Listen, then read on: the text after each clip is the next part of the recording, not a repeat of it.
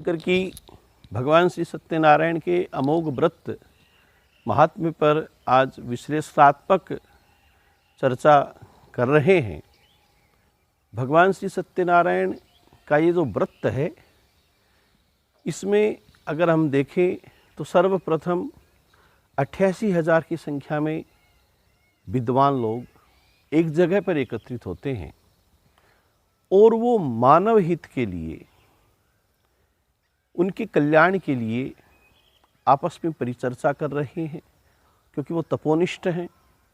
ब्रह्म ऊर्जा से वो लोग ऐसे संलग्न हैं कि उसमें केवल सांसारिक हित की भावनाएं वहाँ पर प्लवित होती हैं और उनने ऋषि महर्षियों ने, उन तपस्वियों ने वहाँ पर एक मत से अपने सबसे श्रेष्ठ जो सभा अध्यक्ष हैं सूत जी महाराज, उनसे यही प्रश्न किया कि संसार का हित किस प्रकार से हो, उसके लिए क्या उपाय है वो बताया जाए। और फिर सूत जी महाराज उन्हें सत्यनारायण भगवान के व्रत के संदर्भ में बताते हैं अपना और भगवान विष्णु का जो संवाद था वो उन्हें सुनाया है। तो इसका मतलब इस व्रत के जो रिसर्चर हैं, शोधकर्ता हैं, वो तपस्वी नारद हैं, देवर्षि नारद हैं, संत हैं। संत उपकारी होता है और वो पृथ्वी पर आए थे। पृथ्वी पर आकर के उन्होंने यहाँ के जीवों को क्लांत देखा, दया जागृत हुई, भगवान विष्णु से निवेदन किया, प्रश्न पूछा, उद्धार का मार्ग पूछा और भगवान विष्णु ने ये अमोघ व्रत बताया है। ये व्रत भगवान की श्रीमुख से निकली हुई वाणी है, इसलिए अमोघता तो है ही। क्यों? क्योंकि कृष्ण की वाणी से जैसे गीता निकली है और आज गीता सर्वमान्य ग्रंथ है सनातन वैदिक धर्म का, उसी तरह से भगवान श्री सत्यनारायण का अमोघ व्रत भी भगवान के ही श्रीमुख से निकला हुआ प्रशस्त मार्ग है कि जिससे जीव का उद्धार हो सके। वहाँ पर भगवान ने कहा है कि संसार में जो दुख है उसका कारण होता मोह, माया से आबद्धता। मम माया दुरत्यया, अगर मैं चाहूं तो ही माया से मनुष्य है वो दूर हो सकता है, अन्यथा वो आबद्ध रहता है। तो अपनी माया से मोहित करने वाले भगवान जो श्री विष्णु है, उन्होंने सत्यनारायण भगवान का अमोघ व्रत बताया कि मोह से छूट जाता है, बंधन से छूट जाता है जीव, तब जा कर के उसे सारे जो लौकिक पदार्थ और पारलौकिक जो सुख हैं वो प्राप्त से माया से, प्रभु की कृपा से ही छूट पाता है। संसार का जो भवबंधन है उससे वो पार लगता है तो प्रभु की कृपा से ही लगता है। प्रभु आकर के पूछते हैं कि मस्तितम अनोस्तितम, तेरी नाव में क्या है? तो मनुष्य है वो जीव भाव के द्वारा झूठ बोलता है, कपट का यहाँ पर आयोजन करता है। लतापत्रादिकम चैव वर्तते तरणौ मम, है उसमें वस्तुतः अन्य चीज, जाना उसे और किसी क्षोर पर है और वो अन्य किसी क्षोर। ध्रुवाणी यो परित्यज्य अध्रुवम परिसेवते ध्रुवाणी तस्य नश्यन्ति अध्रुवम नष्टमेव ही। सिद्धांततः बात है कि मनुष्य को मालूम है कि मुझे ईश्वर प्राप्त करना है, लेकिन वह मनुष्य करता क्या है? वह संसार की सेवना करता है, उसका संसार भी नष्ट होता है और उसका ईश्वर भी दूर चला जाता है। आकर करके नाव को अगर कोई खेवनहार ये पूछ रहा है कि नाव में क्या है, तो नाव में आप बैठिए, ये कहने वाली कोई नहीं मिलते। उसमें भी झूठ की प्रपंचता यहाँ पर बनाई और वो नाव डूब जाती है। अब उसमें विलाप प्राप्त होता है, विषाद प्राप्त होता है, दुख प्राप्त होता है। आज इस व्रत के करने की विधि भगवान विष्णु ने यहाँ पर नारद से बताई है कि व्रत है वो कोई भी कर सकता है, उसमें कोई जाति धर्म, ऊंच नीच, पुरुष महिला, इन सब का कोई भेद नहीं है। और उस व्रत को करने की विधि में भगवान ने निर्दिष्टित किया है कि सायंकाल के समय में करें, धर्म पर आरूढ़ होकर के करें। धर्म पर आरूढ़ होने का तात्पर्य यह है कि आप अपने इंद्रियों से, अपने मन के निग्रह से, अपनी आचरणों से, अपने व्यवहार से आप अधर्म पर आरूढ़ न हो जाएं। जिस कार्य की सफलता इंद्रियों के माध्यम से होनी चाहिए, उन इंद्रियों का वहीं पर विनियोजन मन का, मनैव मनुष्याणाम कारणम बंध मोक्षयो, मन भटकेगा तो फिर आपको सफलता प्राप्त नहीं होगी। आप कपट आचरण करेंगे, झूठ, राग, द्वेष, ईर्ष्या, क्रोध, मोह, अभिमान, काम, इन चीज़ों को अगर व्रत में शामिल करेंगे तो फिर आपका व्रत कैसे सफल हो पाएगा। तो धर्म पर आरूढ़ होना है, सायंकाल के समय में करना है। एक बात इसमें देखिए कि भगवान श्री विष्णु की पूजा वो प्रातःकाल, मध्याह्न की पूर्व विष्णु की पूजा प्रशस्त बताई गई है। लेकिन एक सत्यनारायणी एक ऐसे देवता है विष्णु के अवतार के रूप में कि उनका सायंकाल में, यदिश्चैव निशामुखे, जब रात्रि का मुख प्रारंभ होता है, सायंकाल की वेला प्रारंभ होती है, उस समय में भगवान सत्यनारायण का व्रत करना चाहिए। ये भगवान का निर्देश है। इसका मतलब सायंकाल के समय में श्री पूजन होता है। ये श्री नारायण है, ये लक्ष्मी नारायण है, ये सत्यनारायण है। नारायण का जो सत्य और वास्तविक स्वरूप है वो सत्यनारायण रूप है। आज श्री के साथ में अगर नारायण की पूजा करेंगे तो आपको वैभवता मिलेगी, आपको यशता मिलेगी, आपकी कीर्ति बढ़ेगी, आयु बढ़ेगी, आपकी आरोग्यता आपको निखार कर करके आपके जीवन को संवार देगी। तो सायंकाल के समय में करना है, धर्म पर आरूढ़ होकर के करना है। आज तीसरा निर्देश वो करते हैं कि सबको बुला कर करके करना है। गुरु की सन्निधि में आचार्य ब्राह्मण को बुलाएंगे, एक बौद्धिक तपस्वी को बुलाएंगे, उसके निर्देशन में कार्य होगा, आपके परिवार का समूह वहाँ पर एकत्रित होगा। इसका मतलब आपको अपने ही लिए नहीं, सबके सामूहिक कल्याण के लिए व्रत और पूजा करनी है। स्थान पर एक समूह बैठेगा, वो एक सकारात्मक ऊर्जा से किसी सात्विक कर्म को, यज्ञ को आयोजित करेगा, कथा श्रवण करेगा, कोई कथा वाचन कर रहा है, संकीर्तन हो रहा है, वहाँ पर प्रपंच की बातें नहीं हो रही हैं, वहाँ पर संसार को धारण नहीं किया जा रहा है। अब आप सोचिए, उस ऊर्जा की कल्पना कीजिए जो वहाँ पर संग्रहित हो रही है, वो कैसा वातावरण निर्मित करेगी और उस निर्मित वातावरण से कैसा लाभ उस पूरे समूह, समाज, देश, राष्ट्र को मिलने वाला है। अरे श्री पूजनाय निज राष्ट्र समृद्धि वृद्धि, श्री की पूजनता जो है, आप कोई भी तपस्या करते हैं, सत्कर्म करते हैं, लक्ष्मी की, नारायण की उपासना पूजा करते हैं, तो श्री पूजनाय निज राष्ट्र समृद्धि वृद्धि, उसकी पूजनता से, ऐसे आयोजनता से अपनी और समूह की, अपने राष्ट्र की, समाज की उत्थानता होती है।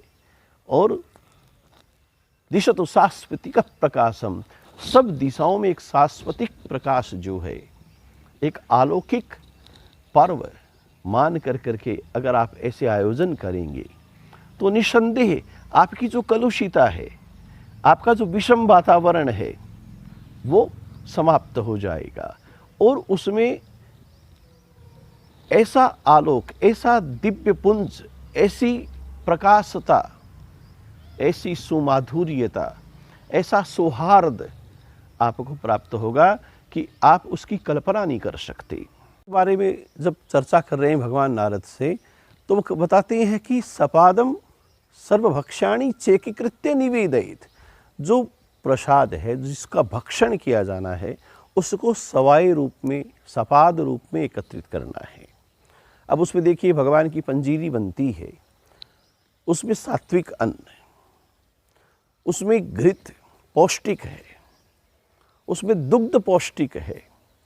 पंचामृत का जो सारा स्वरूप है उसकी वैज्ञानिक कल्पना अगर करें, गणना करें, तो जो व्रत के माध्यम से हमें सात्विक ऊर्जा प्राप्त हो रही है और उसमें भी प्रसाद जो बनाया जा रहा है वो जब ग्रहण किया जाएगा तो उससे शरीर की कितनी पुष्टि, सारा पुष्टिवर्धनम, ऐसा जो ये व्रत का प्रसाद रूपक है, उसमें तुलसी की सम्मिश्रता, उसमें भगवान के निमित्त से देखिए केले के फल बहुत कम काम में लिए जाते हैं, लेकिन सत्यनारायण की पूजा में केले का फल, केला एक फल की गिनती में नहीं आता है, एक बार ही उत्प्लवित होता है और उसके बाद में उस शाखा पर दूसरा ही फल है वो आए, ये कोई आवश्यक नहीं है।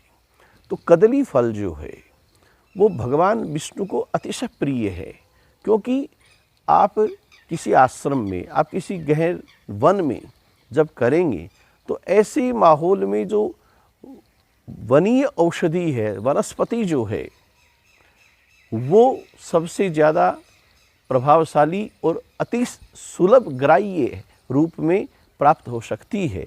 तो आज भगवान विष्णु ने सारे व्रत की विधि बताई है और उसका अगर वैज्ञानिक स्वरूप हम लोग देखें तो सारा समूह एकत्रित हो गया, उससे एक सकारात्मक ऊर्जा उत्पन्न हुई, प्रसाद का निर्माण हुआ, उसमें भाव की ऐसी अमृत विनियोजनता हुई। आपने वहाँ पर बैठकर संकीर्तन किया, आपने वहाँ पर बैठकर नृत्य किया, आपने वहाँ पर बैठकर भगवान से संबंधित परिचर्चाएं की। तो अब आप लोग स्वयं गणना कर लीजिए कि ऐसे माहौल का जो लाभ है वो जीवन में अलभ्य होता है। धूप दीप तुलसी से राजी श्री सत्यदेवा। आप धूप दीप, धूप के द्वारा वातावरणीय शुद्धि, क्योंकि उसमें सारी वनस्पतियों का प्रयोग हुआ है। दीप के माध्यम से, दीपो हर तुम्ही पापम, दीप आपके पाप को विनाश करता है, वो आप वहाँ पर संग्रहित कर कर धूप दीप के द्वारा अर्चनता कर रहे हैं। क्या लाभ मिल सकता है, कल्पना से परे है। आज उसके फल के बारे में भगवान ने बताया, दुख शोकादि समनम धन धान्य प्रवर्धनम सौभाग्य संतति करम सर्वत्र विजय प्रदम।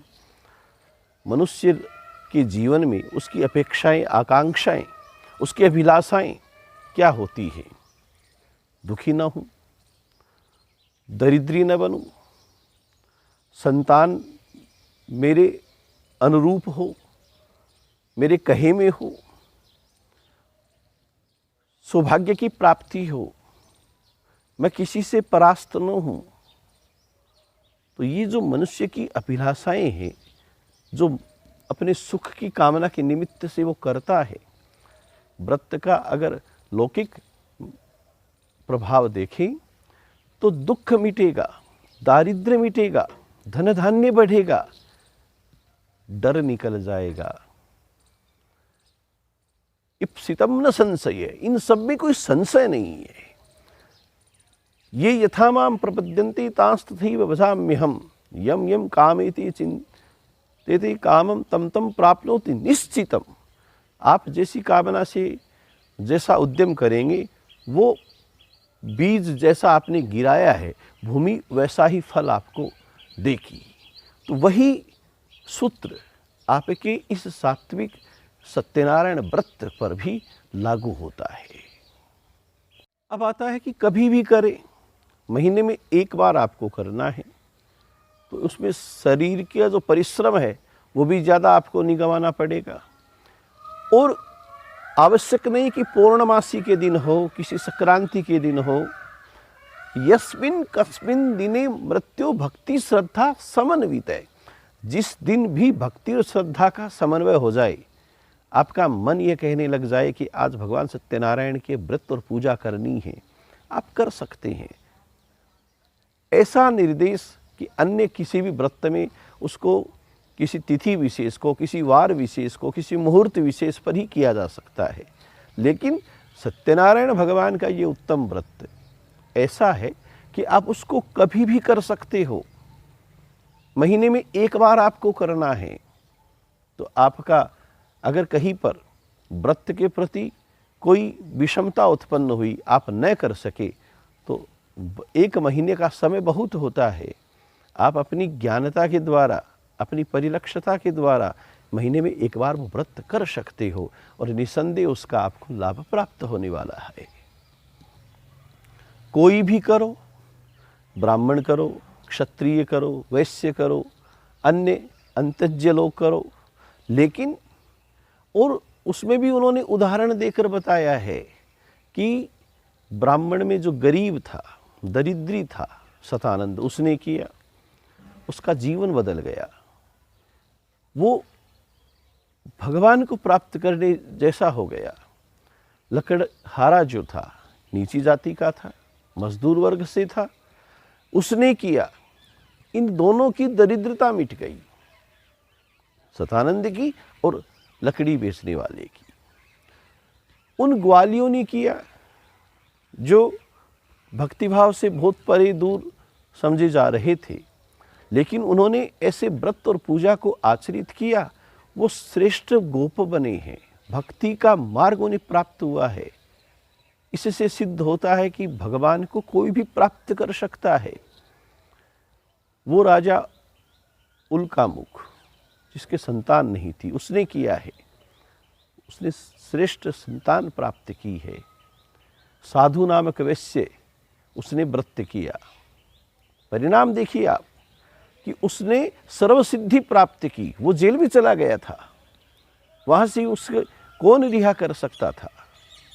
उसने कल्पना भी नहीं की होगी कि 17 साल के वर्षों के बीत जाने के बाद में मैं वहाँ से छूट जाऊँगा, मेरा आरोप है वो मुक्त हो जाएगा, अपराध मेरा क्षम्य हो जाएगा। लेकिन पल भर में जो ही उसने याद किया, उसकी पत्नी ने, उसकी पुत्री ने, उसके दामाद ने जब ऐसा माहौल बनाया कि वो भगवान सत्यनारायण की शरण में गए, व्रत पूजा की, उनको सर्वसिद्धि प्राप्त हुई। श्रेष्ठ जीवन का जो लाभ मिलना चाहिए था, वो साधु वैश्य ने प्राप्त किया है। तुंगध्वज राजा ने प्रसाद का परित्याग किया, ग्वाल जैसे भक्तों का अपमान किया, उसका राज्य चला गया, सब कुछ नष्ट हो गया। उसकी पुनर्प्राप्ति हुई किससे? भगवान सत्यनारायण के उत्तम व्रत से। और उसने वो दिव्य ज्ञान प्राप्त किया कि स्वयंभू मनु के रूप में उसका अवतार होता है, जिसने सारा सिद्धि संकल्प जो है आज पूरे मानव समुदाय के लिए अगर प्रस्तुत किया है तो स्वयंभू मनु ने किया है। इसका मतलब आप सब कर सकते हो, कहीं कोई प्रतिबंध नहीं कि यह करेगा और ये नहीं करेगा, सबके लिए मार्ग प्रशस्त है। आकाशात पतितं तोयं यथा गच्छति सागरम सर्वदेव नमस्कार केशवम प्रतिगच्छति। जैसे आकाश से निकसित जो जल है उसका अंतिम क्षोर सागर है, वो नदी नालों सरोवरों में विभिन्न धाराओं में बहता हुआ अंतिम क्षोर के रूप में समुद्र से मिलता है। उसी तरह से सत्कर्म का किया हुआ हर प्रयास, किसी अन्य देवताओं के प्रति किया गया अन्य समर्पण भाव, वो केशव को ही प्राप्त होता है। भगवान केशव तो आप सबका इंतजार कर रहे हैं, मनुष्य मात्र का, जीव मात्र का। वो तो दयालु हैं, कृपालु हैं। शतानंद, अगले जो जन्मों की कथा जैसे सूत जी ने सुनाई है, तो उसमें आप लोग देखिए कि कर्म फल तो हर मनुष्य को भोगना पड़ता है। योग भ्रष्ट बनकर अपने इस व्रत के प्रभाव से सांसारिक सुख को उन सब ने भोगा, और अगली जन्म में पुनर्जब उनका जन्म हुआ तो उन्हें पुनः ऐसा वातावरण मिला कि वो भक्ति से ओतप्रोत रहे, वो समाज के लिए और एक नया संदेश देने वाले बन गए। शतानंद सुदामा बनता है। आज सुदामा को कौन नहीं जानता, कृष्ण से उसकी किस प्रकार से मित्रता हुई। उसने निष्प्रिय भाव से, उसको कुछ आवश्यकता नहीं है, कृष्ण इतने बड़े वैभवशाली हैं, ऐश्वर्यशाली हैं, कृष्ण का सानिध्य और सायुज्यता प्राप्त होने के बावजूद भी सुदामा ने यह नहीं कहा कि मुझे धनवान बना दो। जो क्षयश्री था उसको यक्षश्री बना दिया कृष्ण ने। विप्र प्रसादात धरणी धरो हम, वो कृष्ण, वो नारायण जो ये कहते हैं कि ब्राह्मण की अनुकंपा से ही मैं धरणीधर हूं, इस पृथ्वी की पालनता करता हूं, वो सुदामा के रूप में आज पूरा संसार उनको जानता है। लकड़ी बेचने वाला व्रत किया, उसकी दरिद्रता तो मिटी, पुनः वो निषाद गुह के रूप में जन्म लेता है और राम के जैसे आदर्शवान चरित्र के साथ उसकी मित्रता, उसका रात्रि संवाद और राम को गंगा पार कराने में एक सहभागिता उस निषाद की कि बरबस राम सखा तब भेटा, वशिष्ठ जी उसे बरबस अपने हृदय के लगा लेते हैं क्योंकि उसको राम ने अंगीकार कर लिया। वो निषाद राजा आज भी यह सिद्ध करता है कि सनातन वैदिक धर्म में जाति पाति के लिए कोई महत्व नहीं है, सब एक समान है। होना चाहिए आप में सात्विक भाव। आप उस भाव के द्वारा संसार में ऐसे तथ्य और उदाहरण पेश कर सकते हैं कि वहाँ पर कोई खाई बचती ही नहीं है, सब समान पंथ से चलने वाले माने जाते हैं। जो बार बार झूठ बोलता था, कपट व्यवहार करता था, वो साधु अगला जन्म लेता है मोरध्वज के रूप में। शतप्रतिज्ञ राजा मोरध्वज, जिसने इस प्रतिज्ञा को सत्य रखने के लिए अपने पुत्र के शरीर को आरे से कटवा दिया, नर नारायण कृष्ण अर्जुन को दान कर दिया। इसका मतलब व्रत के माध्यम से आपकी बुद्धि ही सुधर सकती है, आपका जीवन व्रत बदल सकता है। उल्कामुख राजा पिछले जन्म में सत्यनारायण भगवान का तुंगभद्रा नदी के किनारे पर व्रत कर रहा है पत्नी सहित, और उसका वो धर्म इतना बढ़ जाता है कि वो दशरथ जी के रूप में जन्म लेता है। भगवान श्री राम उसके यहाँ प्रकट अवतार के रूप में प्रकटते हैं। भय प्रकट कृपाला दीन दयाला कौशल्या हितकारी। वो कौशल्यापति राजा दशरथ भगवान को संतान के रूप में प्राप्त कर लेता है। तुंगध्वज राजा भगवान के भक्तों के प्रति समर्पित भाव रखने के कारण से अपना सब कुछ प्राप्त करता है। स्वयंभू मनु बन कर करके वैष्णव में सबसे श्रेष्ठ आज स्वयंभू मनु माने जाते हैं। वो ग्वाल जिन्होंने भगवान की वन में भक्ति की है, उनका कर्म और कुछ था, उन्होंने क्रिया और कुछ की, कर्तव्यता और कुछ की, जीवन की लभ्यता उन्हें जो प्राप्त हुई कि वे गोपियाँ बनते हैं। वो गोपियाँ जिनके लिए कृष्ण ने रात रात भर लीलाएं की हैं। शरद पूर्णिमा की स्रोत मूलिका जो चांदनी है, उसका जो सबसे श्रेष्ठमय अमृतमय लाभ जो है वो किसी को मिला तो वो गोपियाँ थी। तो ये व्रत की सिद्धांत ये बताते हैं भगवान विष्णु का कलयुग में प्राणी मात्र को लाभ देने के लिए अगर कोई सबसे सच्चा स्वरूप है तो वो श्री सत्यनारायण के रूप में है।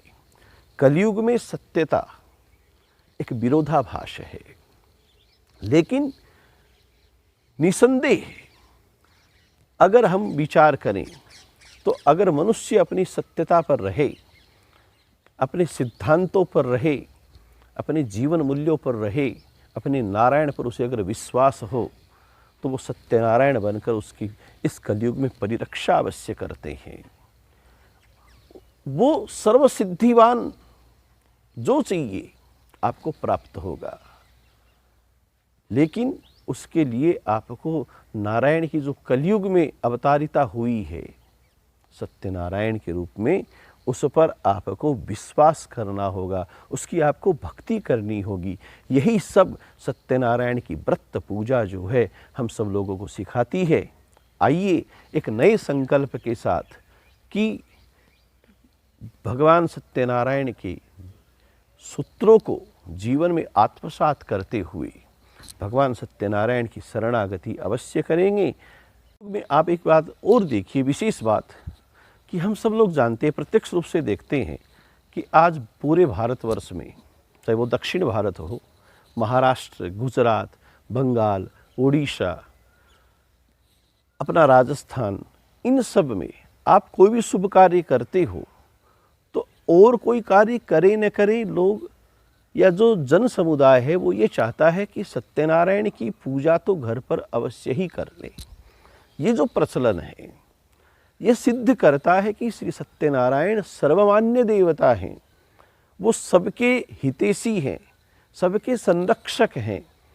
उन्हें अगर जीवन में हमने प्रवेश दे दिया तो जीवन की सत्यता जो है वो हमें अवश्य प्राप्त होगी। बोली सत्यनारायण भगवान की जय।